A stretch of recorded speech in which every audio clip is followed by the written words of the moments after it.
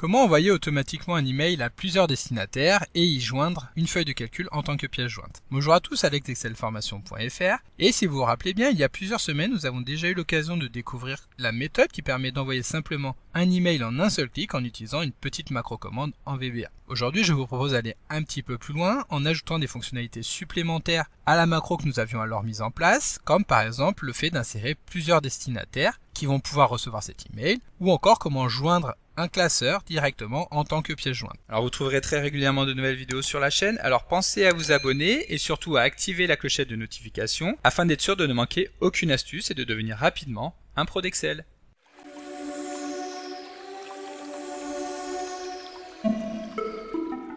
Comme d'habitude, si vous voulez être sûr de bien comprendre tout ce que nous allons voir dans le cadre de cette vidéo, vous pouvez télécharger le support de secours en suivant le lien que vous trouverez dans la description de la vidéo, ce qui vous permettra de réaliser les opérations en même temps que moi, afin de bien assimiler toutes les notions que nous allons voir dans cette vidéo.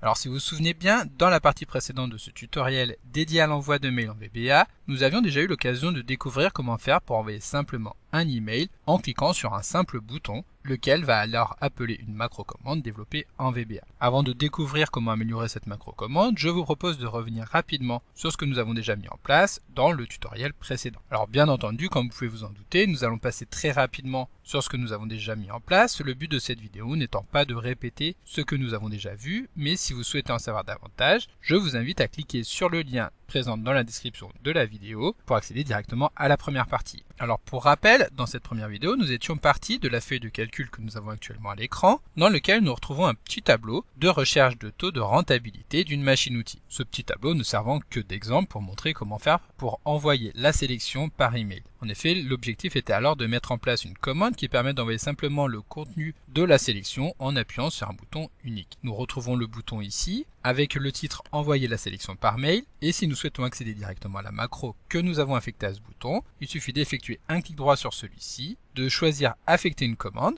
Ici nous allons retrouver la macro envoyée par mail, il suffit alors de la sélectionner et de cliquer sur le bouton modifier. À ce moment-là, Excel va lancer l'éditeur de code VBA directement au niveau de la macro commande que nous avons sélectionnée, c'est-à-dire la macro envoyée par mail. Comme vous pouvez alors le constater, cette macro fait appel à l'objet Outlook.application qui n'est accessible en VBA que lorsque la référence à la librairie Microsoft Outlook est activée. Pour cela, nous nous rendons dans le menu Outils, puis Références. Ici, nous allons avoir toutes les références qui vont être organisées de manière alphabétique. Il suffira de retrouver la référence qui correspond, qui porte le nom de Microsoft Outlook, mais comme vous pouvez le voir ici, celle-ci est en tout début de liste étant donné qu'elle a déjà été activée. Lorsque la référence est effectivement activée, donc en activant le bouton option qui se trouve en haut, nous cliquons sur OK, et à ce moment-là, nous allons pouvoir manipuler directement l'objet Outlook au niveau de notre macro-commande. Donc si nous en revenons à notre code, nous allons tout d'abord pouvoir constater que nous avons créé un objet que nous avons appelé OOutlook pour objet Outlook et qui va reprendre justement l'objet Outlook.application.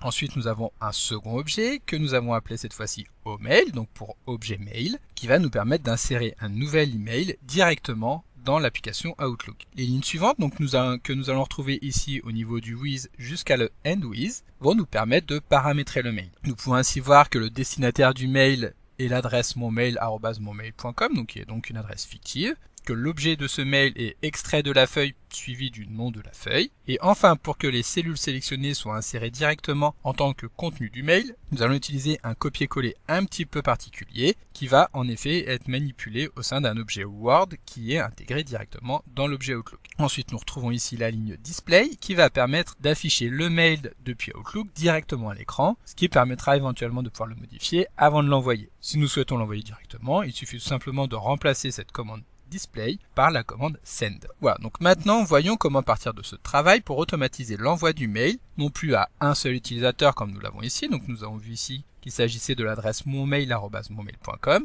mais nous allons ici souhaiter l'envoyer à plusieurs destinataires de manière simultanée dans le même mail. Et pour cela, nous allons tout simplement venir saisir les adresses directement dans le classeur Excel. Donc pour cela, nous revenons à l'intérieur de celui-ci, nous créons une nouvelle feuille que nous allons appeler par exemple destinataire au pluriel, et nous allons tout simplement venir saisir un certain nombre d'adresses. Bien entendu, il s'agit ici uniquement d'adresses mail fictives qui vont nous permettre d'effectuer nos propres tests. Comme vous pouvez le voir, nous avons saisi la première adresse dans la cellule A1 de la feuille destinataire et chacune des autres adresses mail sera située sur les cellules situées juste en dessous sans laisser de cellules vides. Cela étant fait, nous pouvons revenir dans le code VBA et nous allons y insérer une mini-fonction que nous allons également développer en VBA qui va nous permettre de récupérer la liste des emails correctement formatés dans une chaîne de caractères. Donc nous créons la nouvelle fonction en utilisant le mot-clé function, suivi du nom que nous souhaitons donner à la fonction, donc par exemple list mail, et ensuite nous allons donner un type à cette fonction. Donc ici nous allons définir que la fonction devra retourner un résultat de type string, c'est-à-dire une chaîne de caractères, dans laquelle nous retrouverons chacune des adresses mail que nous avons saisies dans la feuille destination, séparées par un point virgule. Nous validons, Excel valide la création de la fonction,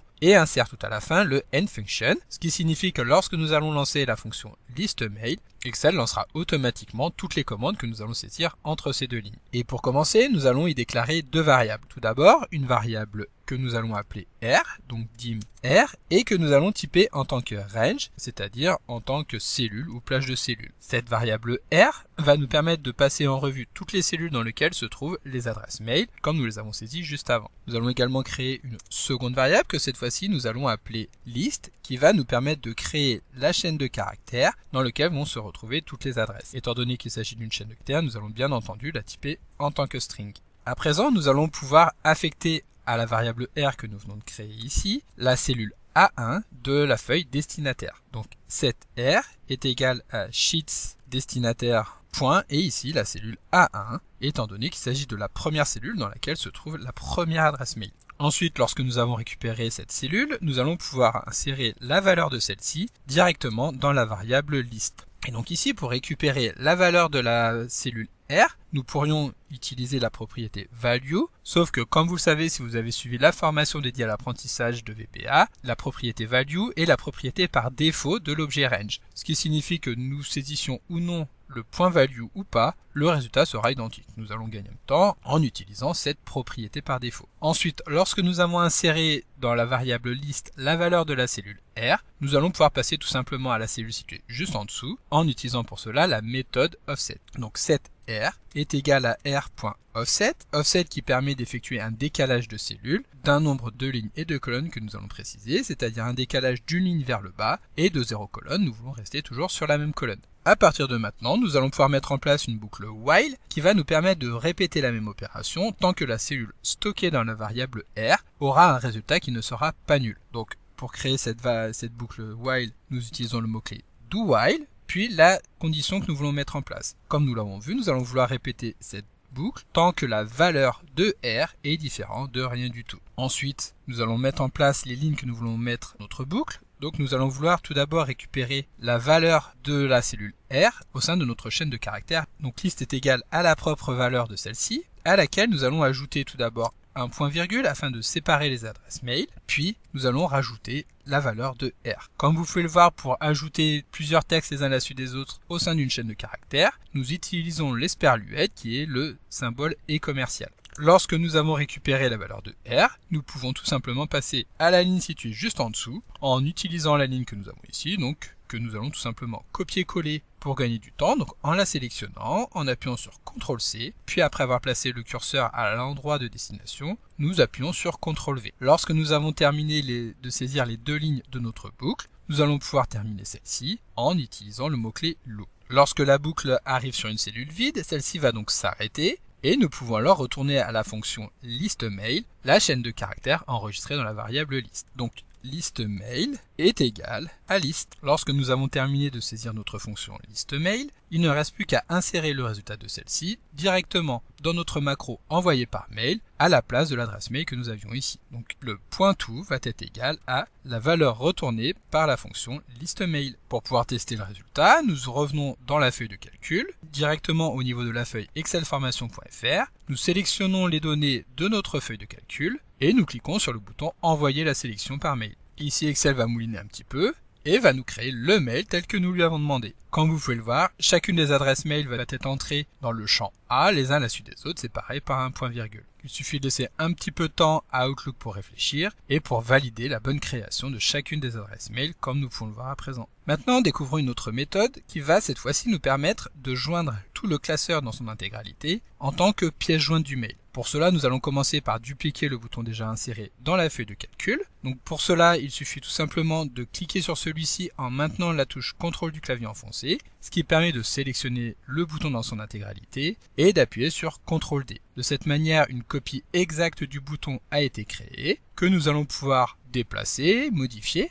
Donc en modifiant tout d'abord le texte de celui-ci, afin de décrire l'action qui va être lancée lorsque nous allons cliquer dessus. Donc ici, nous allons vouloir envoyer le classeur en pièce jointe. Nous pouvons également modifier le format du bouton, en choisissant par exemple un style d'une couleur différente, par exemple ici en vert. Ensuite, nous allons lier ce bouton à une nouvelle macro, donc en réalisant ce que nous avons fait dans la première partie de ce tutoriel, en effectuant un clic droit sur le bouton, en cliquant sur affecter une macro. Ici, nous allons pouvoir directement saisir le nom de la nouvelle macro, donc par exemple joindre par mail. Cela étant fait, nous cliquons sur le bouton nouvelle. Excel va alors insérer un nouveau module qui porte le nom de module 2, dans lequel va être inséré directement la nouvelle macro joindre par email. Alors il faut savoir que contrairement à ce que nous pourrions penser, la macro que nous allons faire ici sera beaucoup plus simple à mettre en place que la macro que nous avons vue dans la première partie de ce tutoriel. En effet, une seule instruction va être nécessaire pour pouvoir créer un nouveau mail et joindre le classeur de travail en tant que pièce jointe. Cette instruction est la méthode sendMail de l'objet workbook qui ici va être l'objet thisWorkbook afin de pouvoir joindre directement le classeur dans lequel a été insérée la macro. Donc thisWorkbook.sendMail. Et comme vous pouvez alors le constater, cette méthode sendMail attend 3 arguments. Tout d'abord, nous avons l'argument recipient